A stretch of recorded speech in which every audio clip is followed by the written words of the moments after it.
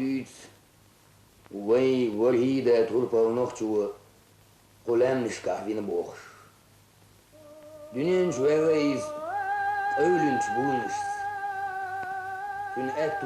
В этих горах родился Нохчо Турпал, наш прародитель. Появился он на свет со сжатыми кулаками. В правой руке у него было железо, в левой кусок сыра. И потому горцы — храбрые люди и гостеприимные хозяева.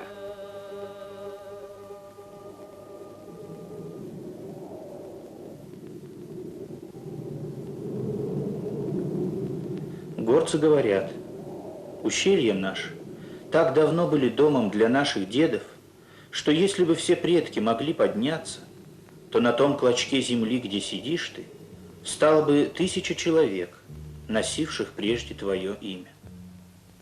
Встречи с этими предками и помогает наша наука, археология.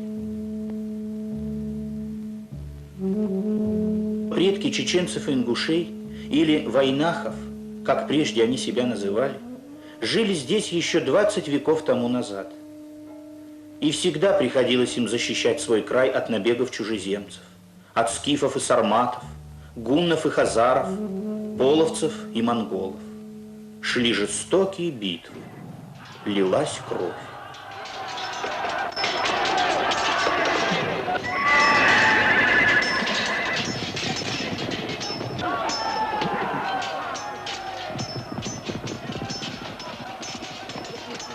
Спасаясь от орд пришельцев, местные племена много раз уходили в горы, возвращались, снова уходили и возвращались опять. Горы были их убежищем, их крепостью.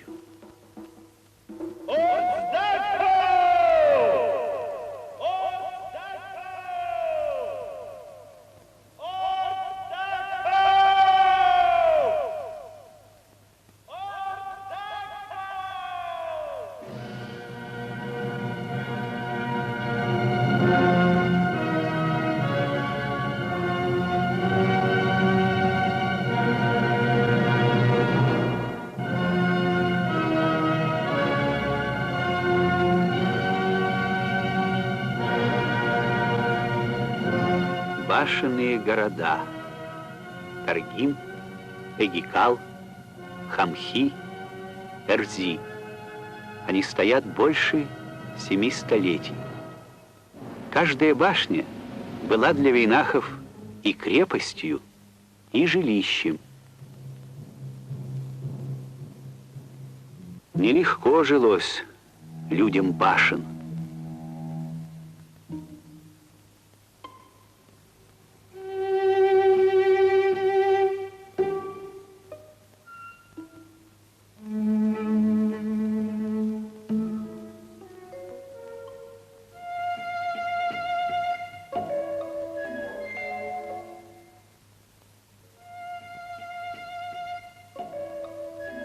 И был каждый камень ценою равен быку, а весом 8 быкам. Их привезли с вершины горы, взявши из-под голубого льда. Каждый камень везли 12 быков, ломая копыта от напряжения. Каждый камень тесали 12 дней 4 каменотеса. И стальные тесла крошились у них, будто сделанные из липы. А это знак мастера, высеченный на камне контур его руки. Это весточка нам, потомкам.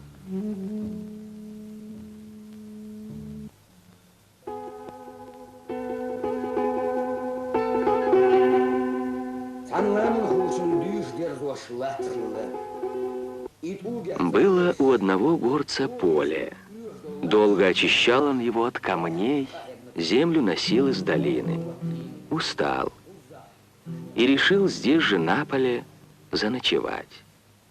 А утром проснулся, поля нет.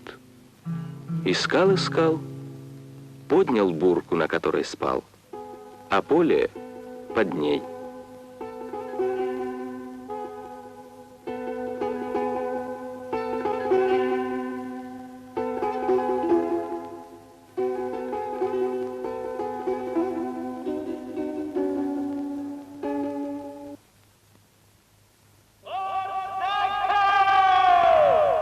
Тревога!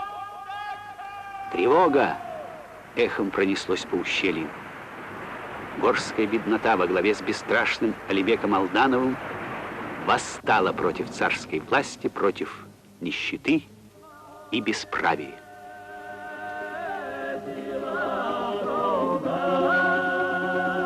Затушить первую искру пожара всеми мерами, предписывает начальник Терской области генерал Свистунов.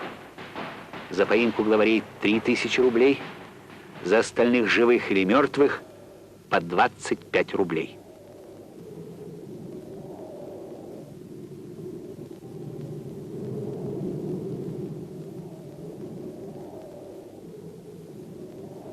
Восстание крестьян было жестоко подавлено.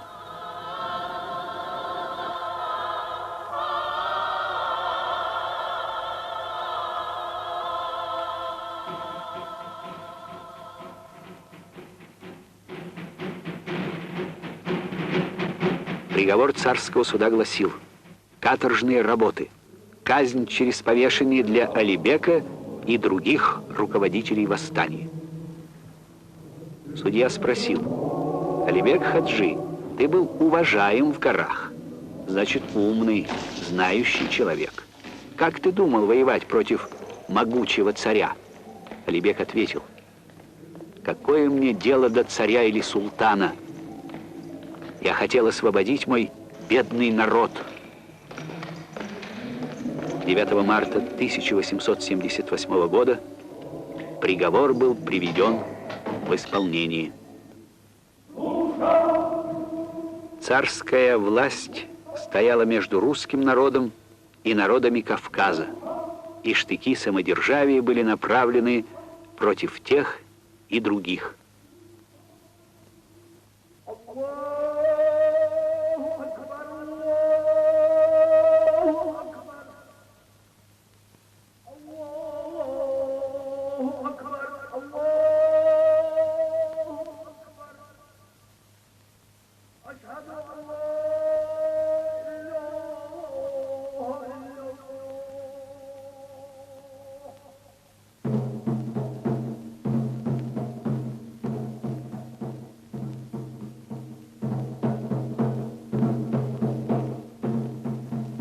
Века неторопливо слагали историю народа.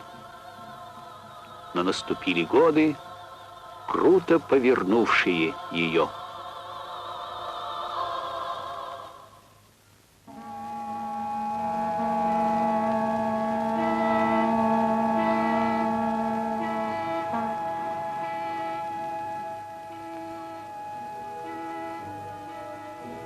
Годы революции сплавили воедино судьбу горцев и рабочего города Грозного.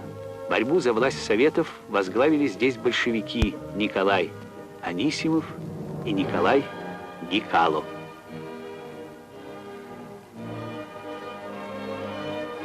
Рабочие батальоны, отряды чеченцев и красных казаков 100 дней плечом к плечу обороняли Грозный от белых банд.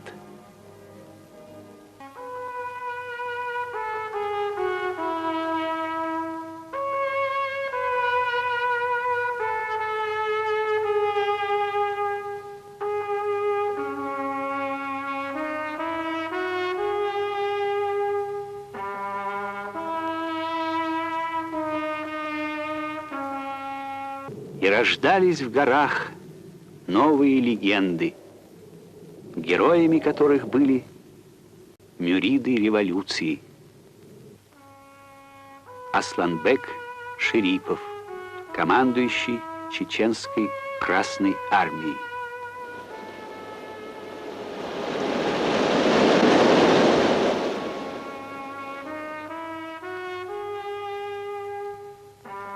Ингушский революционер Гапур Ахриев.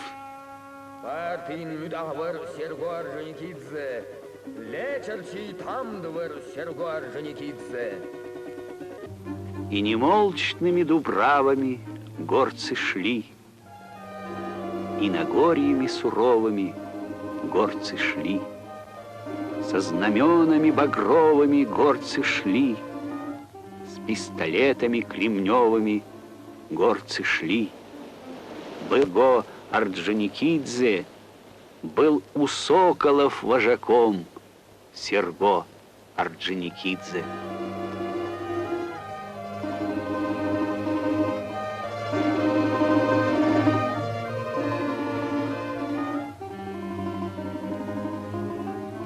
Но лежали разрушенные аулы.